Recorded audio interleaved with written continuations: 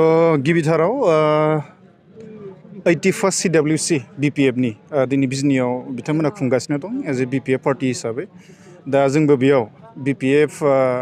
मेनलि नीति आदर्श जिखिनि आइडियोल'जि बा बिथांमोननि जिखिनि कन्स्टिट्यूशन दङ हाग्रामा सार महिलारि दैदेननायाव बिथांजों जों गोबां बार जों रायज्लायदो आरो माखासे लिडारफोरजों जों रायज्लायदों जेरै जेनेबा धीरेन बर' सार खाम्पा सार लोमस्राव सार आरो शिब सारजोंबो जोङो गोबां बार जों रायज्लायदो बेयाव फैनायनि सिगाङाव आरो ओमफ्राय बिनि उनाव जोङो दिनैनि डेटखौ जों मोनबाय ओमफ्राय फैनानै जोङो कमियाव आदा कास्टमार दङ आंनि लोगो बिथांमोना दङ जों टंलानि गोजा जों फैनायनि गुबै जाहोनानो जाहैबाय जे दा आथिखालाव नैबे बर'नि नैबे थासारियाव आरो जाहा माखासे साननो गोनां माखासे गिथाव बाथाव माखासे थासारिया फैया नङा फैदो बे आंनिल' खोथा नङा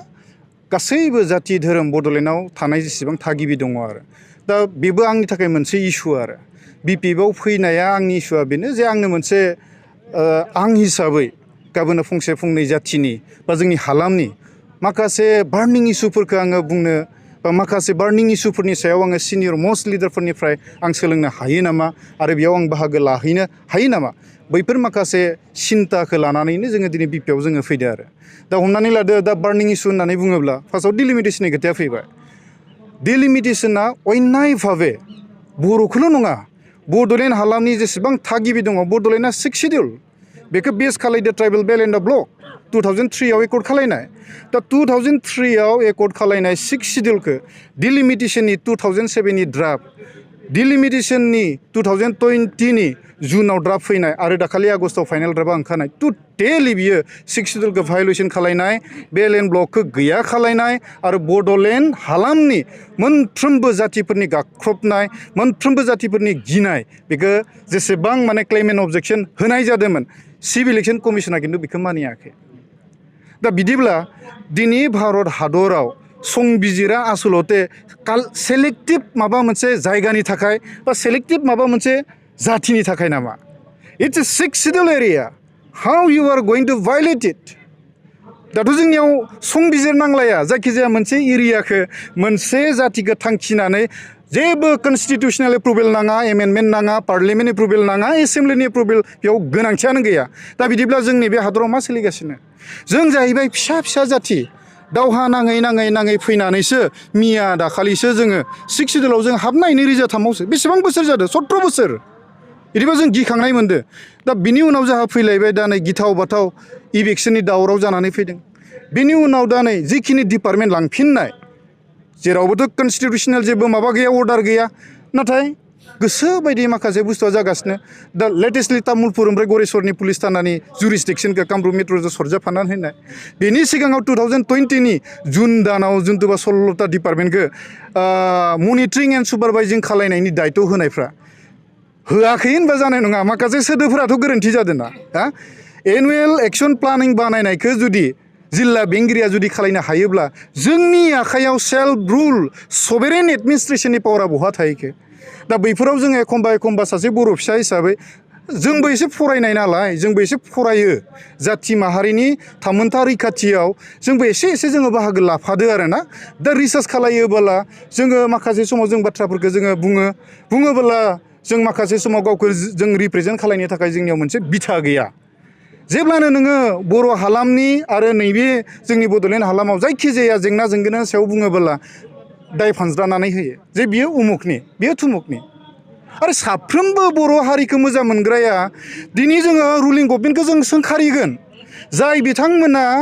सनानि हांखोजों लिरनानै एकर्डखौ खालायनानै फैनाय जाहा मा रायजोआ जोङो सोंनायनि अधिकार गैया नामा जोंथ' सोंनांगोन ना आन्दलनखौ जोंबोथ' बर' रायजोआ बजबना लानायखायसो बे आन्दलना बे एकर्डसिम फैदो नङा होमबा जों सासे रायजो हिसाबै जों सोंखानांगोन आरो सोंनायावनो जुदि जोङो गाबोन उमुखानि थुमुखानि जायोब्ला येस दिनैनिफ्राय जोङो हाग्रामा महिलारि दैदेननाय सारनि BPFआव जोङो दिनै जइन जाफैबाय गाबोन जों मा जाहैगोन जों मिथिया BPFआ आंनि थाखाय गोदान नङा नाथाय BPFआव आं बिराद गोदान BPFआ ओरैबायदि बर'नि मोनसेल' राजनितिक हान्जा जाय दाजेननायनिफ्राय दिनैसिमबो बिथांमोना गोग्गोमै हमथानानै दङ गोबां राजनितिक हान्जाखौ जों नुबाय जोंनि गेजेराव मैयानो फैदों मैयानो गोमोरलांदों नाथाय हाग्रामा सार दैदेननाय नैबे BPF हान्जाया गोबां मावनायखौ जों ग्राफिकेल स्टेटिस्टिक जोङो फोरमान होनायनि अनगायैबो दिनैबो दे एफाग्राब स्ट्रंलि गसंनानै दङ आरो जों बायदि सासे उन्दै सासे फंबायखौ प्लेटफर्म बिथाङा जोंखौ होदो जोङो ओरैनो बेयाव फैयाखै जोंहाबो माखासे इसु दङ बै इसुखौ जोङो हाग्रामा सारदो जोङो पार्सनेलि जोङो धीरेन बर' सारनि दैदेननायाव जोङो रायज्लायदो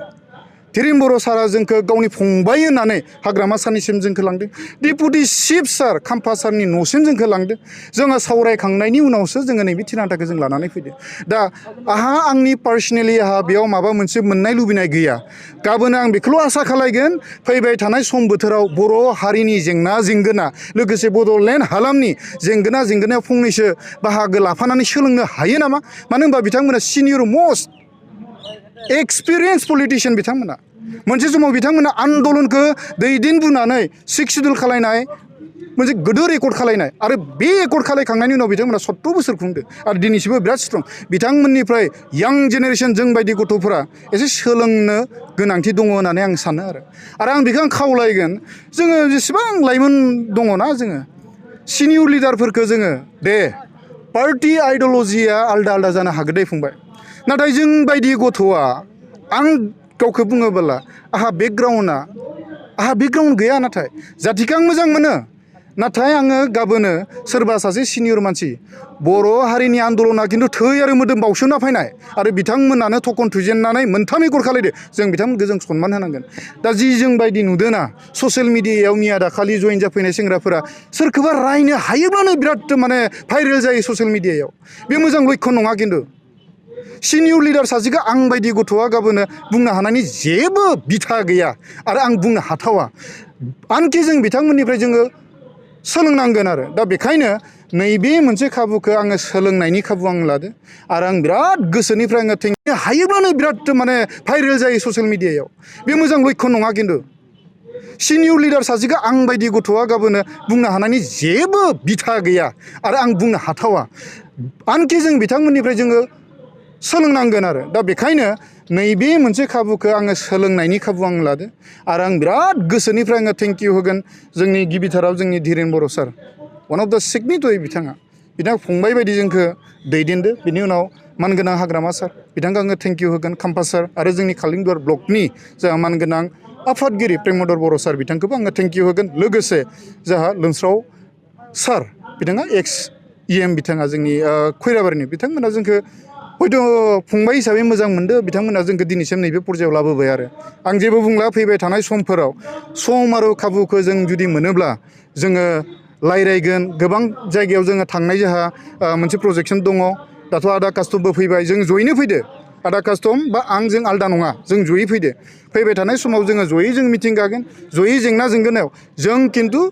फेक्स एन्ड स्टेटिकजों जों बुंगोन जों इभिडेन्स लानानै बुंगोन जोङो माने सासे लाइमोन हिसाबै नंखाय लामादो माबा मोनसे निउस कालेक्ट खालायनानै माबा मोनसे निउसखौ जोङो फानगोन आंनिया बे नङा आंहा इसु दोङो नांगौ जायोब्ला जोङो माखासे समाव जोङो हमथानानै थागोन अब्लाबो दि गावनि कर भेलुखौ आङो एसेबां माने एकदम माने मार्केटिं खालाया बर' जातिनि थामोनथा रैखाथिनि आन्दलनानो डु एन्ड डाइ आरो बेयाव आं बायदि गथ'आ गाबोनो थांनानै माबा मोनसे बुंथारनांगौ होननानै आं साना आरो जि बुंगोन सानै हनै बुंगोन नांगौ समाव निमाहा बिगोन नांगौ समाव सिरि थागोन नांगौ समाव सोलोंगोन खिन्थु आङो सासे यां जेनेरेसननि खामानि सोलोंनो होनना फैनायलाय BPF हान्जायाव हाग्रामा सारनि दैदेननायाव आं खिन्थु गाबोनो नंखाय बांखाय बाथ्राखौ आं बुंनाय नङा नांगौबा आं सिरिनो थागोन जि बुंगोन सैथोथिखौ बिथा खालायनानै बुंगोन रिसार्च खालायनानै बुंगोन आरो 2011 मायथाइयाव NDBजों दाजानाय जों मोनसे प्रेसार ग्रुपमोन माने PJACBM माने people joint action committee for Bodoland movement नाथाय BTCनि माबा ओनसोलाव गोदानै मोनसे सुक्ति जाबावबाय जे BTR सुक्ति बे सुक्तिजों जे जोंनि मिजिंथिनाय बायदि रोखोमनि जेबो जायाखसै बिनि थाखायनो जोङो दिनै सुक्ति जाखांनायनि उनावहाय जेरै NDBआबो डिसबेन्ड जाबाय आरो जोंनि PJACBM खौबो जोङो माने जोङो दिनै भंग खालामनो गोनां जाबाय आरो दा भंग खालामनायनि उनाव जोंनि मानसिफोरखौ जाहाथे एसे सेबा खालामनायनि गोसोजों जोङो बयखौबो खावलायदों जोंनि कर्मकर्ताफोरखौ मावथिफोरखौ जे नोंथांमोना गावनि गोसोजों जेरावखि थाया मानो नोंथांमोना आवगायबोनांगौ नाथाय जोङो दिनै सेन्ट्रेल लिडारफ्रा आरो माखासे डिस्ट्रिक्टनि दैदेनगिरिफ्रा दिनै BPF दोलोखौनो सायख'दों आरो BPF दोलोआव माने मोनसे सेबा खालामनो होननानै बेनोदि माने नुनो मोन्दों माने गोबाव समहालागै BPFआ सासनाव दंमोन नाथाय बे समाव नुनो मोन्दों डेभेलपमेन्टनि खामानिखौ गोबां मावनाय नुदों। माने जों बेखौनो आसा फारिदों जे नेक्स्टआव आरो गोबां डेभेलपमेन्टनि जौगानायनि खामानिखौ मावबावगोन होननानै जों बेखौनो मिजिंथिनानै जोङो दिनै बे BPF दोलोआव दिनै जइन खालामदों। गासै आफादखौनो जों डिजिटेल बुंनानै माने दिनै फोसावनाय जाबाय आरो नोंथांमोननि बे मिडियानि गेजेरजों जों फोसावखानो लुबैदों दि जोंनि मावथिफारियाफ्रा दा जोंनि डिस्ट्रिक्ट लेभेल दङ जेरखम क'क्राझार डिस्ट्रिक्ट कमिटि आरो गसाइगाव डिस्ट्रिक्ट कमिटि पर्बजरा डिस्ट्रिक्ट कमिटि बिदिनो मुसलपुर जिल्ला डिस्ट्रिक्ट कमिटि सालबारि जिल्ला डिस्ट्रिक्ट कमिटि बिदिनो तामुलपुर जिल्ला डिस्ट्रिक्ट कमिटि उदालगुरि भेरगाव बेबायदिनो माखासे डिस्ट्रिक्ट लेभेलनि आरो ब्लक लेभेलनि लिडारफोर दंबावो जोंनि मावथिफारिया दंबावो बिथांमोनाबो फारि फारियैनो BPF दोलोआवनो join जाफैबावगोन।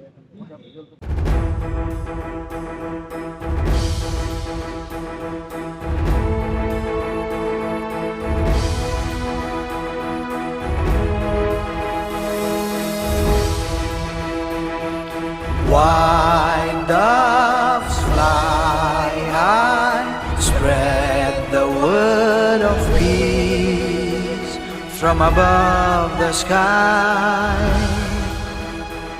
This world is brimming with knowledge. Come, let's find the light, build on our hopes and fly high.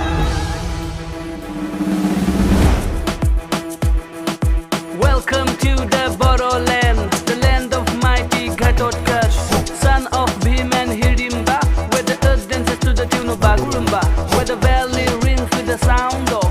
Kam, Sifung and Serza, where wisdom thrives on integrity, the land of divine and serenity. Welcome to Kokrajhar, the city of peace, with passion for the game. Come on, let's unite. The Duran cover rides, a football fiesta, मिलके सब झूमे, ये मौसम है ऐसा, बढ़ते बदलते बरोलैंड का, चलो हम भी जरिया बने।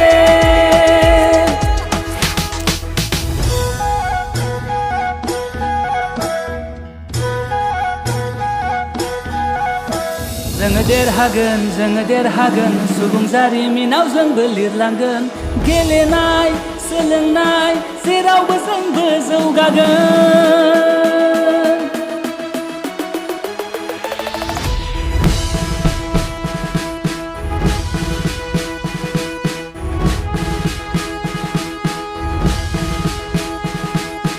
जब जब देश को पड़े बुरी नजर जान पे खेल कर बरसाए उस पे कहर चट्टान भी न रोक पाए है जुनून जो दिल में समाए इसलिए हम कहते हैं जय जवान जय जवान जय जय जवान খেলু আহা খেলৰ মাজেৰে বন্ধুত্ব গঢ়ো আহা উল্লাসত আমি আমাৰ কণ্ঠস্বৰ বিচাৰি পাম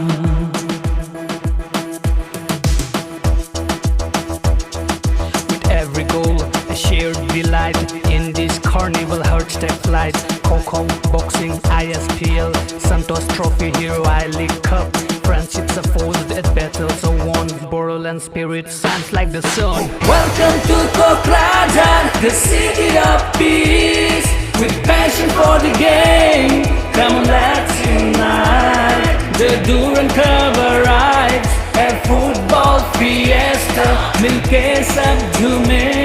ये मौसम है ऐसा बढ़ते बदलते बरोलैंड का चलो हम भी जरिया